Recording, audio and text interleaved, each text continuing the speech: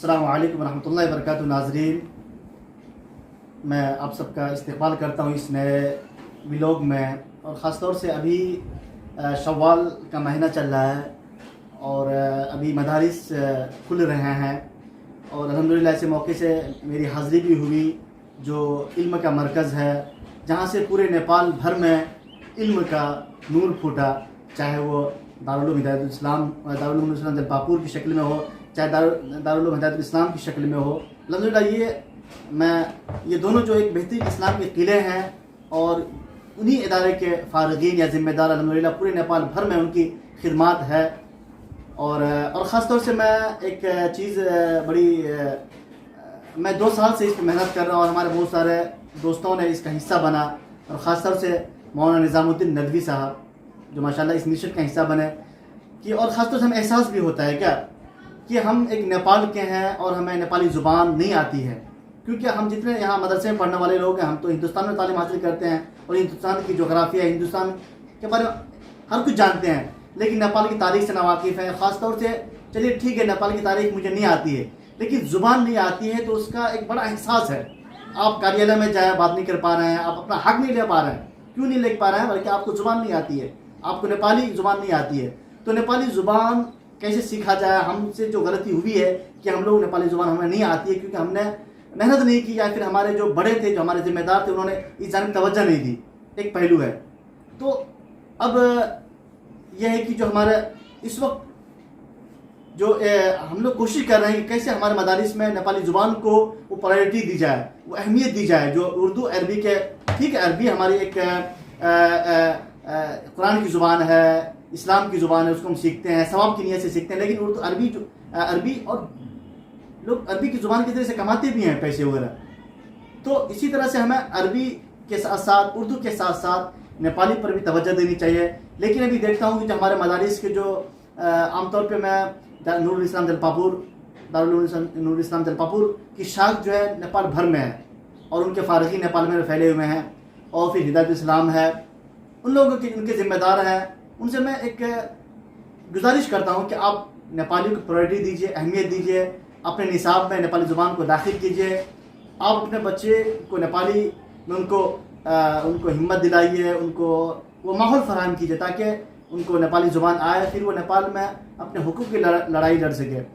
तो इस ताल्लुक़ से हमारे दरमियान में माशाल्लाह 2 चेहरे हैं, इनसे भी मैं इस ताल्लुक़ से डिस्कशन करूँगा, नकीबुल्लाह भाई से भी, अकबर भाई से भी, कि मतलब जो कैसे हम मतलब इस पर हम कर जो हम लोग अभी जो आपसे हम बात करें उर्दू में बात की, जबकि हमें नेपाली में बात करनी चाहिए। क्या नकीबुल्लाह भाई, अकबर भाई, हमें नेपाली में बात करनी चाहिए। मैं एक यूट्यूबर हूँ, मैं कुछ वीडियोस बनाता हूँ तो उर्दू में बनाता हूँ। नेपाल के बहुत सारे लोगों ने मुझसे शिकवा किया भाई नेपाली में बनाओ, लेकिन मैं करूँ क्या? मैं तो 2-3 साल में वेट किया कि नेपाली में बनाऊंगा, नेपाली जब अच्छी कर लूँगा। मैं अभी नेपाली अच्छी कर रहा हूँ, उतनी अच्छी नहीं हो पा रही है। मैंने कहा चलो कम से कम उर्दू में तो बनाना शुरू कर देता हूँ, जब नेपाली में मुझे कॉन्फिडेंस आ जाएगा तो नेपाली में शुरू करूँगा मैं। तो बहुत सारे लोग मुझे कहते हैं, मैं बस जवाब नहीं देता उनको, क्योंकि मैं क्या कहूँ उनको, मैं कि नेपाल की इशू में बात करता हूँ, उर्दू में बात कर रहा हूँ, हमें नेपाली में बात करनी चाहिए। तो नेपाली ज़ुबान हम कैसे सीखें? जो आने वाली जो हमारी नस्लें हैं वो नेपाली ज़ुबान कैसे सीखे? हमारे इदारे को क्या मतलब इनिशिएटिव लेना चाहिए? इस ताल्लुक़ से मैं नकीबुल्लाह भाई से बात कुछ आप वजाहत करें। अतहर भाई ने यकीनन बहुत ही अहम मौजू पे गुफ्तगू की है कि हम जो है नेपाल में, आवाज़ पूरी अच्छी, हम जो है नेपाल में रहते हैं और हमारी आबाई वतन और हमारी पैदाइश जो है ये नेपाल में हुई है। तो यकीनन हमें जो है नेपाली ज़ुबान तो हर हाल में आनी चाहिए। बिल्कुल सही बात।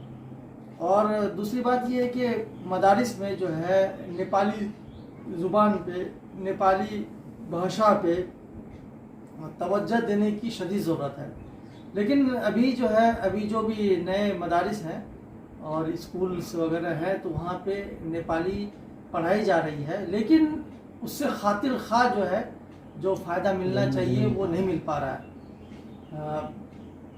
हाम्रो लागि त नेपाली अत्यन्तै ज़रूरी हो, किनभने हामी नेपालमा बसेको छु, हुर्केको छु हैन। त्यो भएर नेपाली मदरसामा तपाईको 2-3 सब्जेक्टमा कम्तीमा त हुनै पर्यो। अहिले तपाईलाई एउटा बुक आएको छ, तपाईले रहमते आलम नेपालीमा होइन मौलाना सोहेल नदवी साहब हाम्रै त्यो मौलाना साहब सोहेल सरजीले लेख्नु भएछ त्यो मलाई धेरै राम्रो लाग्यो त्यो किताब। अब म हेर्नु नि यो तपाईँको 2-3 महिनाको कुरा हो, 2-3 महिना पछिको कुरा हो। नेपाल तपाईँको नोबेल हस्पिटल जाँदाखेरि बुवा बिरामी हुनुहुन्थ्यो त्यो बेला। हामी त्यहाँ तपाईँको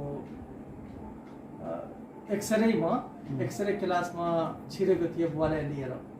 अब हेर्नुहोस् त्यहाँ नर्सहरू पनि बसिरहेको थियो। अब बुवालाई म किनभने त्यहाँ अलरेडी पहिलादेखि नै एउटा मान्छे थियो, अनि त्यो मान्छेलाई निकालेर अनि बुवालाई त्यहाँ राख्नुपर्ने थियो। अनि त्यसलाई त्यो मैले बुवालाई अलि साइड गरेर राखिदिएँ। त्यहाँ व्हील चेयर थियो। अनि नर्स चाहिँ मलाई इन्डियन सम्झेर अनि हेप्ने कोसिस गर्यो। अनि मलाई के मिस्टेक भयो भने मसँग मैले अलि त्यो व्हील चेयरलाई अलि तपाईँको अगाडि राख्नु पर्थ्यो। अनि त्यसले के भन्यो भने कस्तो बेहोरा यस्तो भन्नुभयो। अनि यो भनेर एउटा अझै कुरा भन्नु मैले साह्रै रिस लाग्यो, किनभने त्यसले त इन्डियन मलाई सम्झेर हेपेको होइन। अनि मैले भने मुख सम्हालेर कुरा गर्नु क्या, तपाईँले राम्रो मुखले भन्दा भइहाल्थ्यो नि, मैले यसरी भने। अनि त्यसपछि मैले 2-4वटा चाहिँ कुराहरू अलि रिसाएर भने। अनि फेरि अर्को अपरेटरहरू थियो, अनि मलाई फेरि सम्झाएर पठाइदिनु भयो। के हुन्छ भने क्या है कि हमारी ज़ुबान जब तक हम नेपाल में रहते हैं और हमारी ज़ुबान जब तक नेपाली हम नहीं बोलेंगे जा करके कार्यालय में, हम ठीक है ये जो हमारी उर्दू ज़ुबान है, ये पुरानी आयत अगर हम पढ़ते हैं, हमारी उर्दू ज़ुबान है, हम अपने पैगाम को जो है अपने तक जो है महदूद कर देते हैं, अपने तक पहुंचाते हैं। लेकिन इससे उठ करके हम जब बाहर जाते हैं, जैसे कि सरकारी कार्यालय हुआ और प्रशासन हुआ और बहुत सारा विभाग है, वहाँ हम जब जाते हैं तो इसकी बहुत ज़्यादा इसकी ज़रूरत पड़ जाती है। अब जैसे कि हमारी माँ बहनें, कोई मुकदमा केस वकील इधर उधर, ये बहुत सारा केस जो है हम जो है मजलूम रहते हैं, ठीक है, जालिम नहीं है, मजलूम है, लेकिन वो हमारी ज़ुबान कमज़ोर होने की वजह से हम जालिम बन जाते हैं। हाँ, जालिम बन जाते हैं। तो क्या हो जाता है कि ये ज़ुबान की वजह से हम उभरे हुए रहते हैं, लेकिन ये ज़ुबान की वजह से हम दब जाते हैं। तो बहुत ही ज़रूर। अस्सलाम वालेकुम रहमतुल्लाहि व बरकातहू। जैसे कि आपने नकीबुल्लाह भाई से सुना और अतहर जमीन भाई से सुना कि हमारी ज़ुबान की वजह से, देखिए हम अरबी दीनी तालीम सीखते हैं, कुरान हदीस का इल्म हासिल करते हैं। इसका मकसद ये होता है कि हम अल्लाह के पैगाम को अवामुन्नास तक पहुँचाएँ, लोगों तक अपनी बात को, अपनी माफ़ी ज़मीर को पेश करें। क्योंकि हम मुल्क नेपाल में पैदा हुए हैं, तो हम यहाँ पे हिंदी बोलें, उर्दू बोलें, यहाँ के पब्लिक को सेटिस्फाई नहीं कर पाएंगे। कुरान सीख करके, कुरान हासिल करके, तो हमारा ये सीखना बेकार है। क्योंकि हम कुरान का इल्म, हदीस का इल्म इसलिए सीखते हैं ताकि हम इस इल्म को दूसरों तक पहुंचाएं। इस्लाम का पीस वाला मैसेज दूसरों तक पहुंचाएं। इस्लाम का जो पैगाम है वो दूसरों लोगों तक हम पहुंचाएं। क्योंकि हम जिस खित्ते में रहते हैं, जिस इलाके में रहते हैं, यहाँ की अक्सरियत जो है नेपाली ज़ुबान बोलती है। तो जब हमारे अंदर इस कदर सलाहियत नहीं होगी कि हम अपनी बात को, अपनी माफ़ी ज़मीर को अपने दूसरे तक पहुंचा पाए, सही से उस अल्फाज को, तलफ़ुज़ को बयान कर सकें, तो हम गोया कि एक तरह से गूंगा है।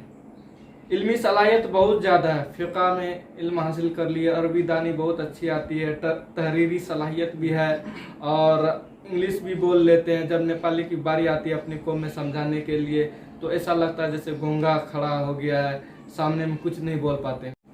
तो इसलिए अपनी कौम को हम ये कहते हैं कि आप जिस मुल्क में रहते हैं, हम जिस मुल्क में रहते हैं, उस मुल्क की ज़ुबान, उसकी भाषा पे हमारी पूरी काबिज होनी चाहिए, पूरा दस्तरस हासिल होनी चाहिए और इस कदर हमारी सलाहियत होनी चाहिए कि हम जहाँ भी चाहे क्या कहते हैं मालपोत एरिया में जाए या जिला कार्यालय में जाए और दूसरे विभाग में जाए या क्या कहते हैं सीडीओ कार्यालय में जाए, जहाँ भी जाए तो अपनी बात को उनके सामने रख पाए, अपनी जो माफी ज़मीर है उसको सही से हम उनके सामने रख पाए, तब जा करके वो मेरी बात ही नहीं पहले समझ पाए तो हमको सेटिस्फाई किस तरह से करेंगे। जब हम अपनी बात सही से उसके सामने नहीं रखेंगे तो वो हमें क्या समझाएंगे।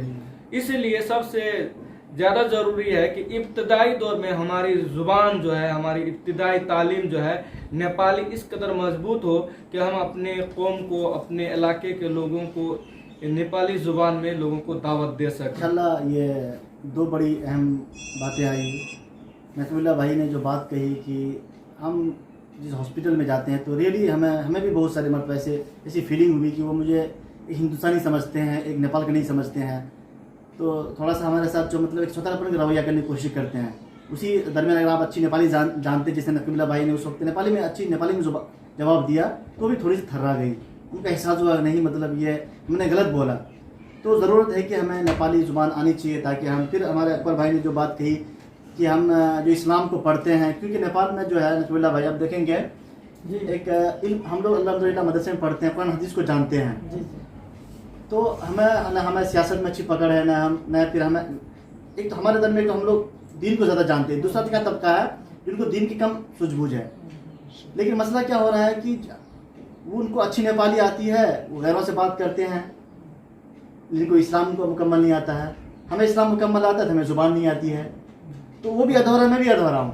तो मिला जो पैगाम पहुँचना चाहिए, जो इस्लाम का जो पीस वाला पैगाम है, जो मोहब्बत वाला पैगाम है, जो इस्लाम में हम नहीं पहुँचा पाते हैं। तो ये बड़ी दो अहम बातें थी माशाल्लाह हमारे सामने आई।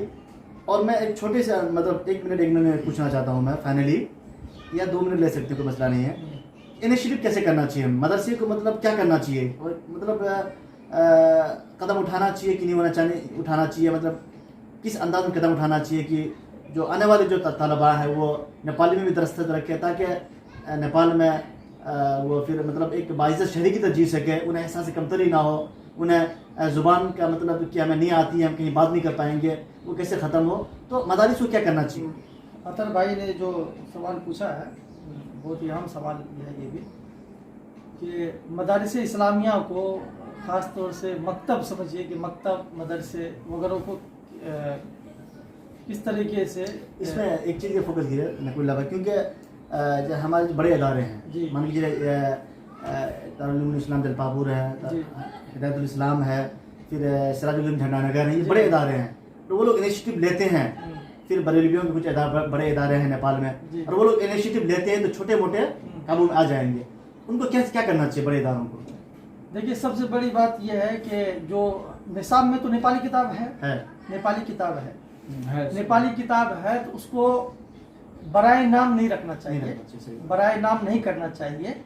और उसको जो है जिस तरीके से उर्दू में हमारी मेहनत कराई जाती है या अरबी में मेहनत कराई जाती है, सर्फ नहवे के ऊपर मेहनत कराई जाती है, इसी तरीके से नेपाली पे भी मेहनत कराई जाए।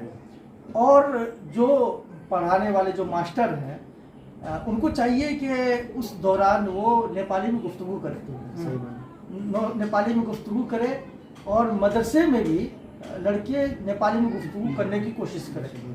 और तीसरी चीज़ ये है कि हमारे लिए हफ्तावारी प्रोग्राम होता है, नादिल का प्रोग्राम होता है, आपको शहरिया प्रोग्राम होता है। तो इसमें क्या किया जाए, जिस तरीके से हम लोगों ने क्या कहते हैं बज़्म सुफला, क्या कहते हैं, ये मुख्तलिफ प्रोग्राम जो करते हैं हम लोग, तो इसमें जो हम बड़े ज़ोर शोर से, बड़े शौक़ के साथ और ज़ौक़ के साथ करते हैं, तो इस ज़ौक़ और शौक़ के अंदर हम नेपाली को भी डाल दें, जगह डाल दें। और नेपाली का भी हफ्तावारी प्रोग्राम हो, जिस तरह महीने में जो है एक बार उर्दू का होता है, एक बार इंग्लिश का होता है या अरबी का होता है, उसमें नेपाली को भी डाल दें, ठीक है।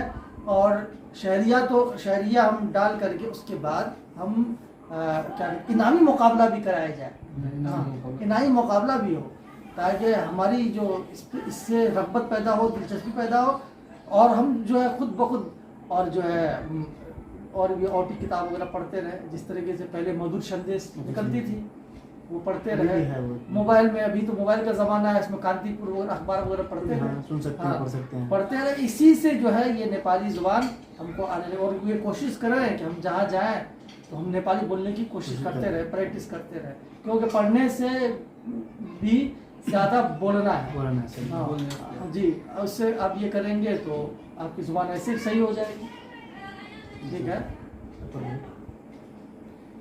देखिए नकीबुल्लाह भाई ने तमाम बातें रख दी लोगों के सामने कि सबसे बड़ी ज़रूरी चीज़ है कि आपस में जब हम बातचीत करें, जैसे कि नेपाली पीरियड है, नेपाली का घंटा है, तो मास्टर साहब को भी चाहिए कि वो नेपाली में बच्चों से बात करें और ये माहौल बनाए कि जो बच्चे सब दरमियान में बात कर रहे हैं उस घंटा में ख़ास तौर पर नेपाली ही में गुफ्तगू करें। और इसके लिए जो इब्तदाई मरहला के जो असतिज़ा कराम है, जो मास्टर है, वो बच्चों को जो है नेपाली लैंग्वेज पर ज़्यादा मेहनत कराएं, क्योंकि 2-3 साल तक दर्जा 2 सोम मकतब तक में उसको नेपाली बोलने के लिए थोड़ा थोड़ा उसकी ज़ुबान पर आने लगेगा। धीरे धीरे आप उसके दरमियान जब बातें कराने लगेंगे और उन लोगों के दरमियान में मुकाबला रख दीजिए, मुनाक़शा रख दीजिए किसी मौजू पे, किसी टॉपिक पर। उन दो कुछ बच्चों को जो बोलने में तेज़ है, तेज़ ज़हन का है, उनके दरमियान में मुकाबला करा दीजिए 5 मिनट। कोई किसी टॉपिक पर तुम बात करो, तुम दोनों बात करो, फिर दूसरे बच्चे उसको सुनेंगे, फिर इस तरह से एक माहौल बनेगा। और दूसरी बात, शहरिया महीने में या 2 महीना में जितना दिन में आपको एक पीरियड आता है, उसमें कम से कम नेपाली ज़ुबान का भी ये रखिए प्रोग्राम, जिसमें बच्चे अपनी माफ़ी ज़मीर अदा कर सके और नेपाली ज़ुबान में वो बोल सके। तो इस तरह से हम आगे बढ़ सकते हैं, कोशिश करेंगे। ये बात तो मालूम है कि जब से हम लोग तालीम हासिल कर रहे हैं नेपाल में, नेपाली पीरियड है, नेपाली तालीम है, लेकिन उस पर ज़्यादा मेहनत की ज़रूरत है। अब ज़्यादा मेहनत की ज़रूरत है, उसको बराए नाम न रखते हुए उस पर इस कदर मेहनत की जाए कि ताकि फारिग होने के बाद, जो बच्चे फारिग होते हैं, फारिग होने के बाद उनको ये एहसास हो और वो जब मैदान में जाए तो फराटे के साथ नेपाली बोल सके और अपने माफ़ी ज़मीर को लोगों के सामने पेश कर सके। बस इतनी सी बात है।